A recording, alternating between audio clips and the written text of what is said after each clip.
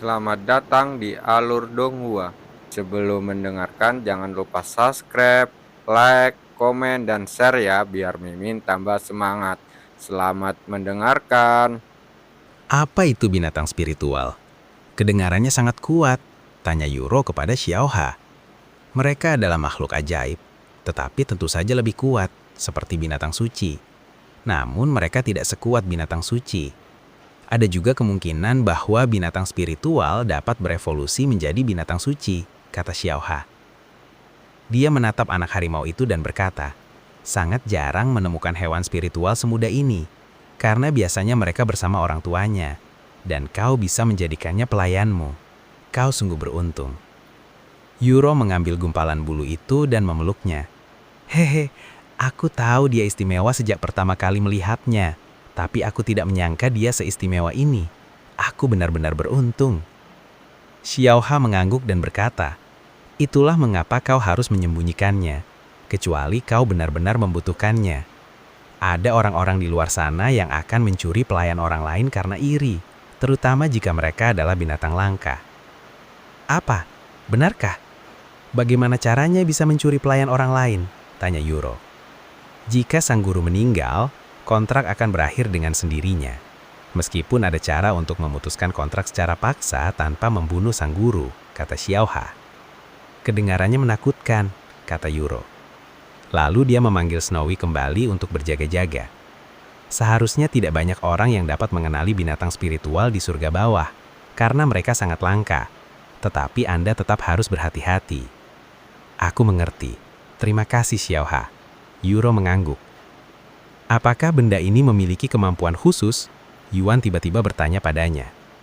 Tidak, satu-satunya yang bisa dia lakukan hanyalah menggigit, tapi dia terlalu kecil untuk bertarung secara efektif, kata Yuro. Lalu dia menoleh ke arah Xiaoha dan bertanya, apakah ada cara untuk mempercepat pertumbuhan hewan spiritual? Aku harus mencari pelayan lain jika butuh beberapa tahun sebelum aku bisa membiarkan Snowy bertarung. Xiaoha mengangguk dan berkata, ya, ada harta karun yang dapat mempercepat pertumbuhan binatang roh, tetapi harta karun tersebut sangat langka. Bagus, akan kuingat, kata Yuro. Beberapa saat kemudian Yuan berkata, ayo, kita lakukan beberapa misi bersama, kalian berdua bisa memilih. Kau yakin? Misi-misi ini mungkin terlalu mudah untukmu, kata Yuro. Aku tidak bergeranda, aku hanya ingin menghabiskan waktu bersamamu. Oke, kalau begitu mari kita cari beberapa misi. Beberapa waktu kemudian, mereka memasuki kota dan bertanya-tanya apakah ada misi yang bisa mereka lakukan. Setelah mencari selama sekitar 1 jam, mereka menerima sebuah misi yang mengharuskan mereka mengumpulkan beberapa material yang hanya bisa didapatkan dari binatang roh tertentu. Banteng bertanduk hitam dapat ditemukan di lapangan Orange. Mereka berada di sekitar level ke-7 murid roh. Saya membutuhkan sebanyak mungkin tanduk yang bisa kalian kumpulkan, dan saya akan membayar 10 koin emas untuk setiap tanduk. Seorang pria parubaya berkata kepada mereka sebelum menyerahkan peta. Aku mengerti, kita harus segera balik, kata Yuro. Setelah meninggalkan tempat itu, Yuro berkata, menurut peta, tanah Orange cukup jauh, akan memakan waktu sekitar 10 jam untuk sampai ke sana jika kita berjalan kaki. Namun, jika kita menggunakan kuda atau kereta, akan jauh lebih cepat. Kereta kuda? Yuan mengangkat alisnya. Lalu dia berkata, saya belum pernah naik kereta kuda sebelumnya. Mari kita coba. Oke, kemana kita akan naik kereta kuda? Tanya Yuan kemudian. Ke sebuah toko yang menyewakan kuda beserta layanan kereta. Ayo kita ke sana, kata Yuro. Yuro kemudian membawa mereka ke toko ini. 10 menit kemudian, mereka tiba di depan sebuah bangunan besar yang memajang hampir selusin kuda, dan bahkan ada beberapa kereta kuda di bagian belakang. Halo, saya ingin memesan layanan kereta kuda. Yuro mendekati meja resepsionis dan bertanya kepada pria parubaya yang bertugas di sana. Tentu saja nona muda, kalian mau kemana? Dan apakah ini perjalanan satu arah atau pulang pergi? Tanah Orange, perjalanan pulang pergi. Tanah Orange ya?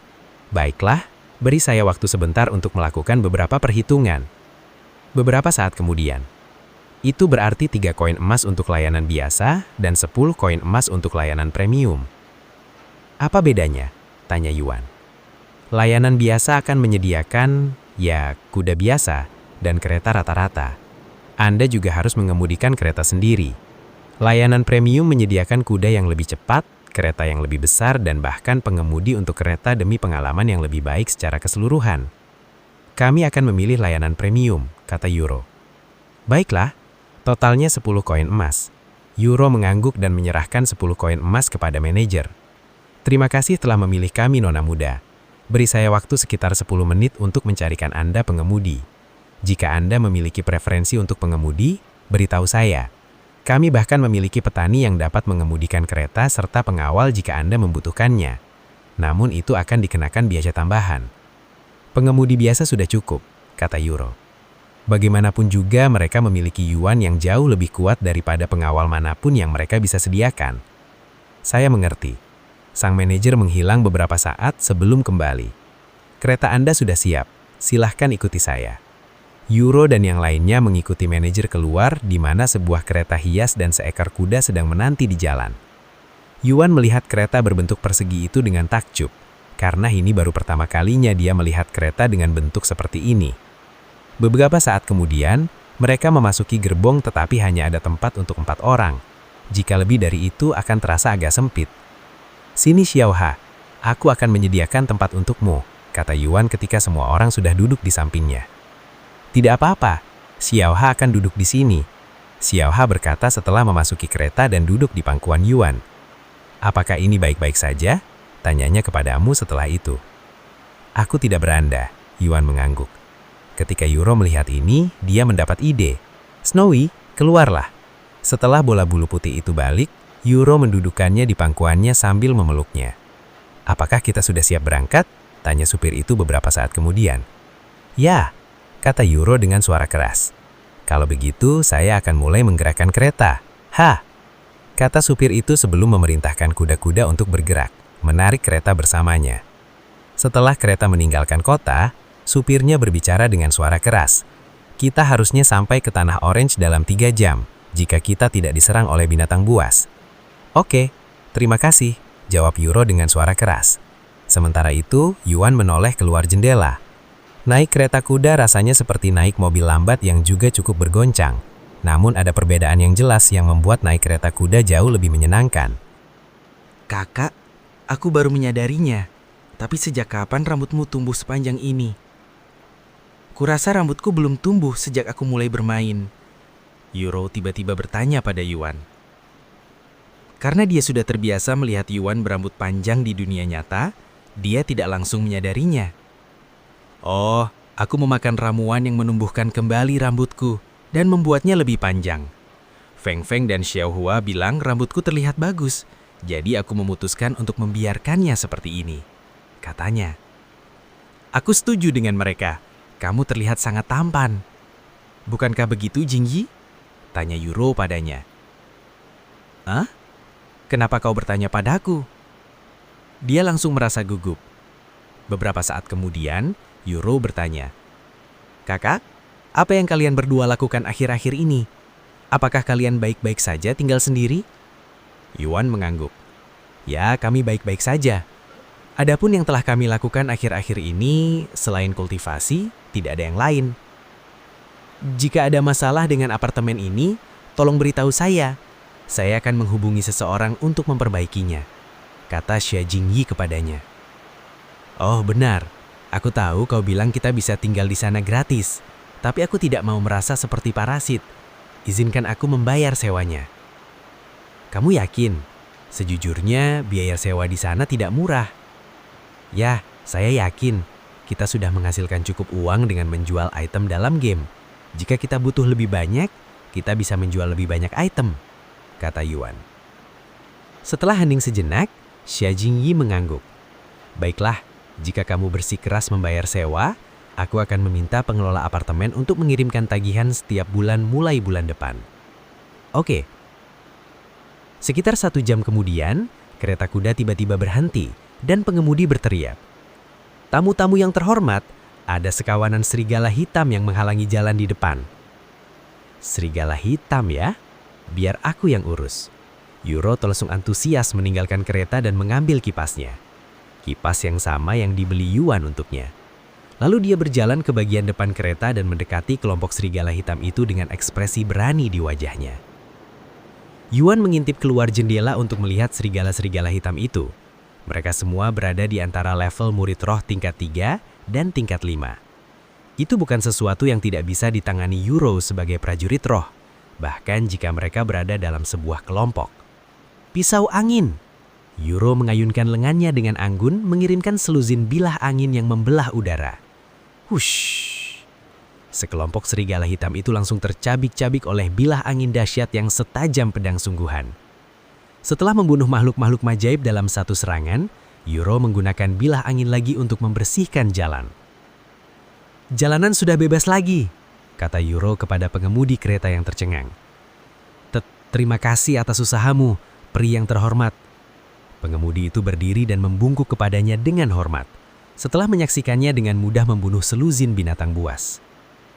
Setelah kembali ke kereta, Yuro mengusap hidungnya dengan bangga dan berkata, "Kau lihat itu, kakak? Teknikku sudah jauh lebih baik." "Ya, aku melihatnya dengan sangat jelas.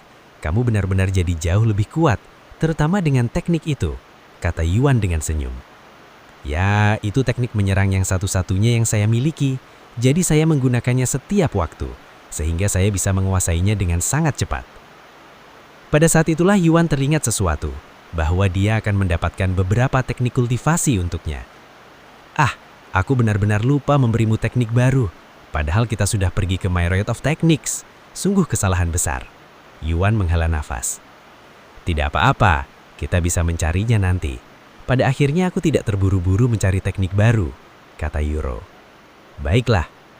Sekitar 1 jam kemudian, binatang buas lain menghalangi jalan. Tentu saja, Yuro kembali keluar untuk mengurusnya. 10 menit kemudian, kereta itu berhenti lagi. Kenapa banyak sekali binatang buas yang menghalangi jalan? Apakah selalu seperti ini? Sepertinya mereka sengaja melakukan ini hanya untuk mempermainkan kita. Yuro mulai lelah setelah berhenti untuk ke-10 kalinya. Hal ini umum karena banyak orang melewati jalan ini setiap hari, dan makhluk-makhluk majaib datang ke sini untuk mencari makan. Karena itulah, tidak ada yang berani melewati jalan ini tanpa pengawal kecuali mereka adalah kultivator kumat. Kuharap kita tidak bertemu bandit. Aku sudah kewalahan menghadapi binatang buas ini. Yuro menghela nafas. Aku bisa mengurusi binatang buas itu jika kau lelah, kata Yuan padanya. Aku tidak lelah fisiknya, tapi terasa monoton dan membosankan. Tidak apa-apa, aku akan mengurusi binatang buas itu sekarang. Baik, Yuro mengangguk. Beberapa saat kemudian, kereta itu berhenti lagi. Binatang buas, sopir kereta memperingatkan. Yuan mengaktifkan sensa di hilayahnya dan memperluasnya hingga dia bisa melihat binatang buas itu. Setelah menemukan mereka, dia mengambil stari abisnya yang tidak terlihat dan mengendalikannya untuk membersihkan binatang buas itu tanpa perlu keluar dari kereta. Pengemudi kereta terkejut ketika melihat ini, karena dia tidak mampu memahami pemandangan di hadapannya. Di matanya, binatang buas itu yang menghalangi jalan sedang dibandai oleh kekuatan tak terlihat. Dalam sekejap, semua binatang buas itu terbunuh, membersihkan jalan sekali lagi. Kakak, kenapa kau hanya duduk di situ? Apa kau tidak mau mengurusi binatang buas itu? Tanya Yuro padanya. Hah? Aku sudah mengurusi mereka, Yuan berkata dengan suara tenang, membuat Yuro dan Xia Jingyi tercengang. Apa? Kau sudah mengurusi binatang buas itu? Bagaimana mungkin? Kata Yuro. Lalu dia menjulurkan kepalanya keluar jendela untuk melihat ke bagian depan kereta. Apa? Seru Yuro dengan suara terkejut sesaat kemudian, membuat Xia Jingyi tercengang. Apa yang terjadi? Tanya Xia Jingyi tadanya. Semua binatang buas di jalan telah dibunuh, kata Yuro. Dia menarik kepalanya kembali ke dalam kereta sebelum menoleh pada Yuan dengan ekspresi tidak percaya di wajahnya. Bagaimana kau melakukan itu? Apa yang kau lakukan? Tanyanya padanya. Yuan mengangkat telapak tangannya dan menyingkirkan kamuflase yang membuat jurang berbintang tidak terlihat, mengungkapkan rahasianya kepada mereka. Yuro menatap belati hitam indah yang melayang di atas telapak tangan Yuan dan berkata, "Tunggu sebentar, aku pernah melihat belati itu. Kau pernah menggunakannya untuk mengambil material dari binatang buas." "Ya, dan aku bisa mengendalikannya tanpa perlu memegangnya, sehingga aku bisa menyerang dari jarak jauh. Ini sangat praktis." Wow, seperti yang kuharapkan darimu kakak, gumam Yuro dengan suara rendah. Matanya dipenuhi kekaguman. Xia Jingyi juga terkesan dengan kehebatannya, dan dia bertanya-tanya di tingkat kultivasi berapa dia berada. Tetapi dia terlalu malu untuk bertanya kepadanya, jadi dia hanya bisa membayangkannya dalam pikirannya. Beberapa saat kemudian, kereta mulai bergerak lagi setelah pengemudinya tersadar dari lamunannya. Dan untuk sisa perjalanan, Yuan akan mengurus makhluk-makhluk ajaib itu bahkan sebelum mereka mencapai jalan raya. Sekitar 3 jam setelah mereka meninggalkan kota Kerang, kereta mereka akhirnya tiba di Tanah Jeruk. Wah, pantas saja tempat ini dinamakan Tanah Jeruk. Ada begitu banyak warna orange di tempat ini. Gumam Yuan sambil mengagumi pemandangan berwarna orange. Mulai dari rumput, pepohonan, hingga bunga-bunga, semuanya berwarna orange. Seolah-olah tempat ini sedang mengalami musim gugur, sementara belahan dunia lainnya berada di musim yang berbeda. Apakah Anda tahu di mana banteng bertanduk hitam berada?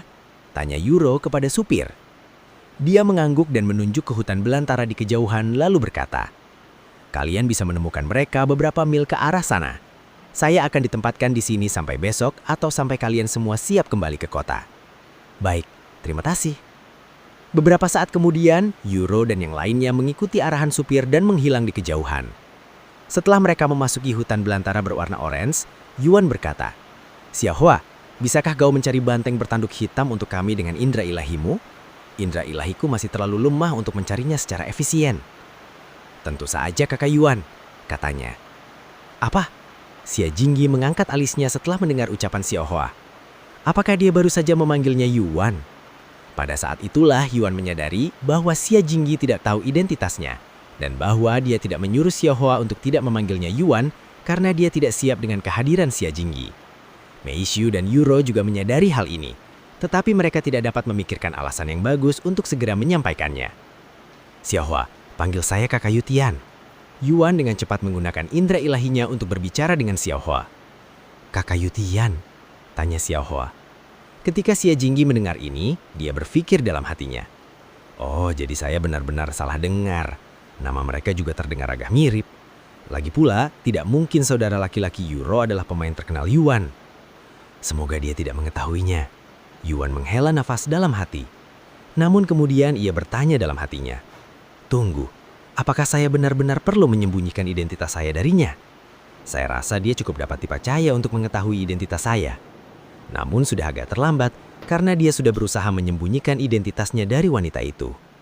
Sesaat kemudian Xiaohua berkata, Kakak Yutian, ada beberapa banteng bertanduk hitam sekitar setengah mil ke arah sana. Oke, ayo kita pergi." Mereka mulai bergerak ke arah yang ditunjuk Xiaohua. Sekitar 10 menit kemudian mereka berhenti bergerak. "Wah, jumlahnya banyak sekali. Setidaknya selusin. Bagaimana kita harus mengurus mereka?" tanya Yuro. "Saya bisa membunuh mereka dengan jurang berbintang, tapi saya rasa kau tidak ingin saya melakukan itu," kata Yuan. "Benar sekali saudaraku. Jika kau melakukan segalanya untuk kami, itu tidak akan menyenangkan. Lagi pula kita di sini untuk mendapatkan pengalaman." Lalu dia berkata, "Saya akan menggunakan bilah usap untuk menyingkirkan sebanyak mungkin. Jingyi, kau urusi sisanya yang terlewat." "Baiklah." Jingyi mengangguk sebelum duduk di tanah dan mengambil sebuah benda yang tampak familiar dari cincin spasialnya. "Itu sebuah kecapi. Kau bisa memainkan kecapi." Yuan terkejut melihat Xia Jingyi mengeluarkan sebuah kecapi. "Iya," kata Xia Jingyi sambil meletakkan kecapi di pangkuannya. Dan dia melanjutkan, "Kecapi mirip dengan beberapa instrumen yang saya mainkan, jadi saya memilihnya sebagai senjata utama saya. Kita bisa bicarakan ini nanti. Mari kita hadapi banteng tanduk hitam terlebih dahulu sebelum mereka menyadari keberadaan kita atau melarikan diri," kata Yuro. "Apakah kau sudah siap?" Kemudian dia bertanya pada Xia Jingyi. "Saya siap." "Baik, kalau begitu izinkan saya mulai."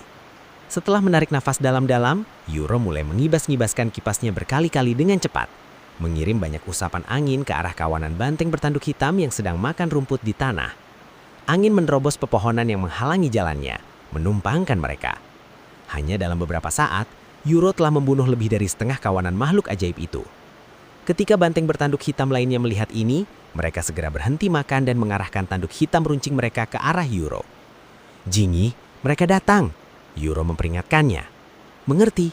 Xia Jingyi kemudian menarik senar-senar pada kecapi dengan energi spiritual yang dialirkan ke jari-jarinya dan kecapi itu sendiri. Detik berikutnya, banyak riak mulai muncul di area. Dan saat riak air menyentuh makhluk-makhluk itu, mereka berhenti bergerak dan memuntahkan darah sebelum jatuh ke tanah tanpa nyawa. Wow, teknik seperti apa itu? Ini pertama kalinya saya melihatnya. Tanya Yuan kepadanya. Ini teknik kecapi tingkat bumi yang memungkinkan saya menyerang target saya dari dalam, katanya. Apa? Itu terdengar terlalu kuat. Menyerang mereka dari dalam? Bukankah ini berarti kau bisa dengan mudah mengalahkan semua musuhmu? Kata Yuan. Tidak juga. Serangan saya mudah ditangkis jika seseorang memiliki energi spiritual yang cukup untuk melindungi tubuhnya. Selain itu, jangkauannya tidak terlalu luas, jadi saya hanya bisa menggunakannya saat berada dekat dengan mereka dan ada seseorang yang melindungi saya. Lalu dia berkata, apakah Anda ingin mempelajari teknik ini? Saya bisa meminjamkan tekniknya jika Anda mau. Benarkah? Apakah Anda tidak keberatan? Tanya Yuan kepadanya. Saya tidak keberatan, saya membelinya dengan uang saya sendiri dan saya sudah mempelajarinya. Xia Jingyi kemudian mengeluarkan teknik itu dari cincin spasialnya, belum apapun menyerahkannya kepada Yuan dengan santai saja. Yuan terbengong. Dia tidak menyangka wanita itu akan bersedia memberikan teknik tingkat bumi kepadanya dengan begitu mudahnya. Cuma-cuma. Kau terlalu murah hati, Jingyi, gumam Yuro. Saya berhutang budi padamu, kata Yuan kepadanya. Lalu ia membuka buku itu dan mulai membacanya. Oh, kau mau mempelajarinya sekarang? Saya butuh waktu hampir 2 minggu untuk mempelajarinya, kata Xia Jingyi kepada Yuan. Anda telah mempelajari denyut senyap kehancuran internal. Tidak apa-apa, saya sudah mempelajari tekniknya, kata Yuan sambil menutup buku itu kurang lebih setengah menit kemudian. Apa? Xia Jingyi menatapnya dengan ekspresi bingung di wajahnya. Kau seharusnya melihat wajahmu sendiri sekarang, Jingyi. Apa kau lupa? Kakakku adalah seorang jenius langka yang menguasai berbagai alat musik di usia muda, kata Yuru padanya. Oh, benar. Aku lupa soal itu. Maaf. Kenapa kau minta maaf? Ini tekniknya. Terima kasih lagi. Yuan mengembalikan teknik itu padanya setelah menahannya kurang dari 1 menit. Mari kita ambil tanduk mereka dulu sebelum melanjutkan, kata Yuru. Setelah menghabiskan beberapa menit untuk mencabut tanduk hitam tersebut, Xiaohua menggunakan indera ilahinya untuk mencari banteng bertanduk hitam lainnya. Sekitar 1 mil ke arah sana, katanya sambil menunjuk ke selatan beberapa saat kemudian. Baiklah, ayo pergi. Aku ingin segera menguji teknik baruku, kata Yuan dengan penuh semangat menuju ke arah itu. Sambil berjalan, Xia Jingyi bertanya kepada Yuru dengan suara rendah. Bagaimana dia melakukannya? Menemukan banteng bertanduk hitam dari jarak sejauh itu. Dan siapakah dia? Aku sudah lama penasaran. Xiaohua? Bagaimana aku harus menjelaskan ini? Yuru berpikir sejenak sebelum melanjutkan. Begini, dia adalah NPC yang sangat kuat dan saat ini dia sedang bepergian dengan saudaraku karena suatu alasan. Apa? Dia NPC? Aku sama sekali tidak menyadarinya, kata Xia Jingyi. Hal itu sering terjadi dalam permainan ini, bahkan terlalu sering. Beberapa waktu kemudian, mereka menemukan lebih banyak banteng bertanduk hitam yang berjalan perlahan dalam kelompok. Bagus, sekarang izinkan saya menguji teknik baru ini, kata Yuan. Apakah kamu juga ingin menggunakan kecapi milikku? Tanya Xia Jingyi kepadanya. Tidak apa-apa, saya punya kecapi sendiri. Terima kasih atas tawarannya. Kemudian dia mengambil kembali kecapi penjerat jiwa. Wow, kecapi yang indah sekali. Xia Jingyi bergumam kagum saat melihat kecapi itu, berpikir dalam hati bahwa itu pasti harta karun kelas tinggi. Setelah mengambil kecapi penjerat jiwa, Yuan duduk di tanah yang empuk dan meletakkan kecapi itu di pangkuannya. Lalu dia memejamkan mata dan menarik nafas dalam. Setelah hening sejenak, dia membuka matanya dan jari-jarinya memainkan senar dengan sangat cepat. Kejaing! Gelombang besar muncul dari alat musik kecapi dan menyebar ke seluruh tempat dalam sekejap. Detik berikutnya, para anggota banteng bertanduk hitam bahkan tidak sempat bereaksi sebelum tubuh mereka meledak menjadi gumpalan darah. Ketika Xia Jingyi menggunakan teknik itu, banteng bertanduk hitam tidak meledak dengan dahsyat. Jadi ketika dia melihat hasilnya, dia mulai tersedak karena kaget, hampir muntah. Wah, kakak, kurasa kau agak berlebihan. Bahkan Yuru pun mundur selangkah dengan ekspresi jijik di wajahnya, setelah melihat isi perut dan organ dalam makhluk ajaib itu berhamburan kemana-mana. Meskipun mereka adalah makhluk ajaib, Yuru merasa kasihan pada mereka. Untungnya bagi mereka, mereka berdiri cukup jauh. Jika tidak, darah dan organ tubuh pasti akan mengenai mereka. Rahang Yuan terbuka lebar saat melihat hasilnya. Aku juga tidak menyangka itu akan sekuat ini, serunya beberapa saat kemudian. Saudara Tian, apa kau lupa tingkat kultivasimu? Bahkan teknik kultivasi tingkat mortal akan menunjukkan kekuatan luar biasa jika kau gunakan, kata Xiaohua. Meskipun demikian, ini adalah pertama kali aku menggunakan teknik kecapi, jadi aku tidak tahu bagaimana mengendalikan kekuatanku. Yuan menghela nafas. Jika teknik kecapi tingkat bumi saja sudah sedahsyat ini, dia tidak bisa membayangkan betapa dahsyatnya teknik kecapi tingkat dewa miliknya, dan dia takut untuk mengetahuinya. Tidak mungkin kita bisa mengambil tanduk mereka dalam kondisi seperti ini, kata Meishu beberapa saat kemudian. Maafkan aku, Yuan meminta maaf kepada mereka. Saudaraku, kau dilarang menggunakan teknik itu jika kita bersamamu. Itu terlalu mengerikan, kata Yuru kepadanya setelah itu. Saya mengerti, Yuan mengangguk. Lalu dia menoleh ke arah Xia Jingyi dan bertanya, apa kamu baik-baik saja? Dia menyeka air matanya dan mengangguk. Iya, aku hanya terkejut. Maafkan aku, dia meminta maaf lagi. Tak lama kemudian mereka pergi mencari lebih banyak banteng bertanduk hitam. Meishu, apakah kamu ingin mencoba melawan mereka? Yuru tiba-tiba bertanya kepadanya. Aku tidak tahu teknik lain selain teknik kultivasiku, katanya. Apa? Kau masih belum punya teknik apapun? Yuru menatapnya dengan mata terbelalai. Lalu dia menatapi Wan yang hanya menggelengkan kepalanya dan berkata, sepertinya kita akan kembali ke aneka teknik lebih cepat dari yang kuperkirakan. Karena Meishu tidak punya teknik belaya, Yuru dan Xia Jingyi mengurusi binatang ajaib itu tanpa menimbulkan kekacauan besar. Setelah kelompok itu, mereka terus menghabiskan beberapa jam lagi untuk berburu banteng bertanduk hitam. Hingga pada dasarnya mereka telah memburu hampir semua banteng di daerah itu. Berapa banyak tanduk yang kita kumpulkan? Tanya Yuru kepada Yuan di akhirnya. Sekitar 400 kurang lebih, katanya. Jadi 4.000 koin emas ya? Itu sangat bagus untuk satu misi, dan kita bahkan tidak membutuhkan waktu lama, kata Yuru. Dan ini sebagian besar berkat Xiaohua yang telah menemukan makhluk ajaib untuk kita. Jika tidak, ini akan memakan waktu jauh lebih lama. Jadi terima kasih Xiaohua. Xiaohua mengangguk tanpa berkata apapun. Apakah kita akan kembali sekarang? Tanya Yuan kepada mereka. Iya. Setelah kita menyelesaikan misi kita bisa berbelanja untuk membeli beberapa teknik kultivasi. Meskipun aku ragu 4.000 koin emas akan cukup untuk membeli bahkan setengah dari satu teknik, kata Yuru. Uang ya? Xiaohua, apakah kau masih menyimpan batu spiritual yang kuberikan kepadamu? Feng Feng bilang kau belum menggunakannya. Xiaohua mengangguk dan mengambil kantung simpanan berisi batu spiritual, lalu menyerahkannya kepadanya. Xiaohua tidak menggunakannya, dan jika kakak Tian membutuhkan lebih banyak uang, Xiaohua masih punya uang dari lelang. Xiaohua mengingatkannya bahwa dia masih punya uang dari penjualan harta karun tingkat heaven miliknya, sesuatu yang bahkan dia sendiri lupa sejenak. Baiklah, kita akan menggunakannya jika memang benar-benar membutuhkannya. Yuan mengangguk, tak kenapa dia tidak lagi merasa sungkan menggunakan uang itu. Beberapa saat kemudian, mereka kembali ke kereta di mana pengemudinya sedang tidur siang. Apakah Anda sudah siap untuk kembali ke kota, tamu terhormat? Sopir itu terbangun ketika menyadari kehadiran mereka. Iya. Setelah semua orang berada di dalam kereta, pengemudi mulai mengemudikan kereta kembali ke kota. Dalam perjalanan kembali ke kota, mereka membicarakan teknik-teknik apa yang ingin mereka pelajari. Meishu, teknik bela diri apa yang kau inginkan? Sebenarnya, senjata jenis apa yang ingin kau gunakan? Tanya Yuan padanya. Aku tidak tahu. Apakah kau punya pengalaman menggunakan senjata?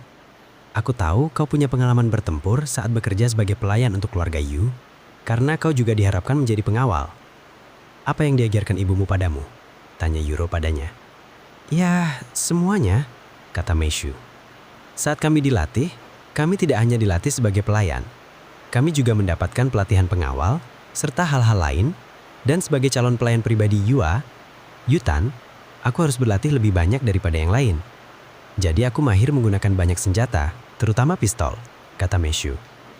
Wow, aku tidak tahu itu. Yuan mulai melihat Meishu dari sudut pandang yang berbeda sekarang. Yuro terkekeh dan berkata, saudaraku, Meishu mungkin cukup kuat untuk mengalahkanmu dalam pertarungan tanpa teknik kultivasi atau latihan apapun. Benarkah? Dia sekuat itu? Mata Yuan membelalak. Yuro mengangguk. Aku pernah melihatnya memukuli orang 2 kali lebih besar darinya secara tidak sengaja. Itu benar-benar membuatku terkejut. Meishu sedikit tersipu setelah mendengar kata-kata Yuro. Ngomong-ngomong, senjata api ya? Apakah ada senjata di dunia kultivasi yang menyerupai senjata api? Tanya Yuro bertanya-tanya. Apa itu pistol? Tanya Xiaohua. Baiklah, bagaimana saya harus menjelaskannya? Ini adalah senjata yang hadir dalam berbagai ukuran dan bentuk. Tetapi semuanya melakukan hal yang sama, yaitu menembakkan peluru, kata Yuro. Namun Xiaoha tidak mengerti sepatah pun yang baru saja diucapkannya. Meishu kemudian berkata, bayangkan sebuah senjata yang dapat menembakkan batu kecil dengan sangat cepat, sehingga dapat menembus tubuh seseorang. Mirip seperti busur dan anak panah. Xiaoha berpikir sejenak dan berkata, seperti ketapel? Iya, kurang lebih seperti itu. Xiaoha kemudian menggelengkan kepalanya dan berkata, Xiaoha belum pernah melihat siapapun menggunakan ketapel sebagai senjata pilihan, tetapi banyak orang yang menggunakan busur dan anak panah. Busur? Aku belum pernah menggunakan busur sebelumnya, kata Meishu. Kalau begitu, bagaimana kalau kamu menggunakan tinjumu saja, Meishu? Selain senjata api, kau juga harus menguasai pertarungan tangan kosong, kata Yuro. Meishu mengangguk. Teknik tangan ya? Aku sebenarnya punya satu teknik itu sekarang, kata Yuan tiba-tiba. Lalu dia bertanya padanya, apakah kamu mau coba mempelajarinya? Oke. Yuan kemudian mengambil kembali teknik dengan tingkatan kuno yang diperolehnya dari kuil naga, dan langsung menyerahkannya kepada Meishu dengan santai saja. Meskipun ia juga ingin mempelajari teknik tersebut, ia tidak pernah benar-benar mendapatkan kesempatan untuk melakukannya, karena ia sibuk dengan kultivasi di dunia nyata, tak lama setelah meninggalkan kuil naga. Terima kasih. Setelah menerima teknik itu, dia membukanya. Mata Meishu membelalak ketika melihat tingkatan teknik tersebut, tetapi dia tidak mengatakan apapun, dan dia terus mempelajari teknik itu sampai mereka kembali ke kota kerang beberapa jam kemudian. Bagaimana? Apakah kamu bisa memahaminya? Tanya Yuan padanya. Meishu menjelengkan kepalanya dan berkata, kurasa teknik ini terlalu rumit untukku saat ini. Begitu. Jangan khawatir, aku yakin kita akan menemukan sesuatu yang cocok untukmu di kumpulan berbagai teknik. Yuan berkata padanya setelah menyimpan kembali teknik itu ke dalam cincin spasialnya. Terima kasih atas bisnis Anda, kata supir itu kepada mereka setelah menurunkan mereka di dalam kota. Yuro dan yang lainnya mulai berjalan kembali ke toko untuk menyerahkan hasil panen mereka. Selamat datang Nona Muda. Anda sudah kembali? Apakah Anda melupakan sesuatu? Tanya manajer di sana kepada Yuro ketika dia kembali jauh lebih cepat dari yang diperkirakannya. Tidak, saya di sini untuk menyerahkan tanduk yang telah kami buru. Manajer itu mengangkat alisnya mendengar hal ini. Ia hanya bisa membayangkan betapa sedikitnya tanduk yang telah mereka kumpulkan setelah pergi dalam waktu yang sangat singkat. Tetapi ia tidak mengatakan itu kepada mereka. Baiklah, mari saya lihat berapa banyak yang telah kalian kumpulkan. 10 koin emas untuk masing-masing, katanya beberapa saat kemudian. Yuro tadi menatap Yuan dan berkata, biarkan dia melihatnya saudaraku. Yuan mengangguk dan pergi mencari tempat yang kosong dan luas untuk membuang tanduk hitam itu. Setelah menemukan tempat itu, ia pergi ke sana dan mulai membuang tanduk hitam dari cincin spasialnya. Rahang manajer tersingak ketika melihat tanduk-tanduk hitam itu menumpuk menjadi gunung kecil di dalam tokonya. Bahkan ia belum pernah melihat begitu banyak tanduk hitam berkumpul di satu tempat sekaligus. Dan manajer itu mulai khawatir apakah ia mampu membayar mereka untuk begitu banyak tanduk hitam. Yuro terkekeh ketika melihat reaksi manajer itu, karena hal itu mengingatkannya pada petualangan pertamanya bersama Yuan, ketika mereka harus mengumpulkan rumput selirik, dan Xiaoha mengumpulkan begitu banyak sampai manajer toko itu mulai berkeringat. Oke, itu yang terakhir. Silahkan hitung, kata Yuan kepada manajer setelah membuang semua tanduk hitam itu. Manajer itu menunjukkan senyum tak berdaya sebelum berlutut di lantai dan menangis terseduh-seduh. Kemohon, kasihanilah kami. Respon manajer itu langsung membuat Yuan dan yang lainnya tercengang, karena mereka tidak tahu mengapa dia menangis atau memohon belas kasihan. Kak, kenapa kau berada di lantai? Tanya Yuan dengan suara tercengang. Please Tuan Muda, kasihanilah kami.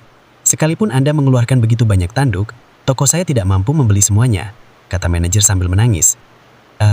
Ya? Baiklah, berapa banyak yang bisa Anda beli? Manajer itu mengangkat kepalanya dan bertanya dengan suara tercengang. Anda bersedia memaafkan saya? Ya? Manajer itu kemudian berdiri dan berkata, sekitar 100 tanduk adalah jumlah maksimal yang mampu saya beli. Tidak apa-apa. Terima kasih Tuan Muda. Mohon beri saya waktu sebentar untuk menyiapkan uangnya. Sekitar 10 menit kemudian, manajer itu kembali dengan 1000 koin emas di tangannya. Ini dia Tuan Muda.